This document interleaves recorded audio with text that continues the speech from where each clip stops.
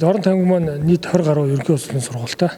Тэгээд энэ сургуулиудаас спорт заалгүй байсан ганц сургууль нь бол манай энэ Алхахуй сумын Ялт тогийн ерөнхий улсад 9 жилийн сургууль.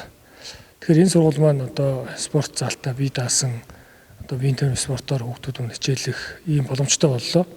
Хоёрдугаарт манай энэ Ялт тог бол хамгийн хаслагдмал ийм одоо баг, хамгийн хаслагдмал одоо хязгаар нутаг. Тийм учраас энд одоо сурч хүмүүжиж байгаа хүүхдүүдийн одоо бие биелдэр өсөлт хөгжилт те одоо эрүүл зөв орчинд энэ спортоор хичээлэх энэ боломж бас бүрдэж байгаа. Гуравдугаарт бол энэ спорт залыг анхудаа одоо орон нутгийн хөгжлийн сангийн хөрөнгөөр барьж байгааснаар бас онцлог.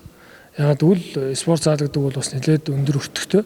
Тэгэхээр энийг голчнон одоо улсын төсвөөр барьж байгуулдаг байсан бол энэ одоо спорт залыг бол орон нутаг аймаг сумын орон нутгийн хөгжлийн сангийн хөрөнгөөр ингээд хамтраад нийлүүлж чад тэгээд одоо 2 он дамнуулаад барьж байгууллаа.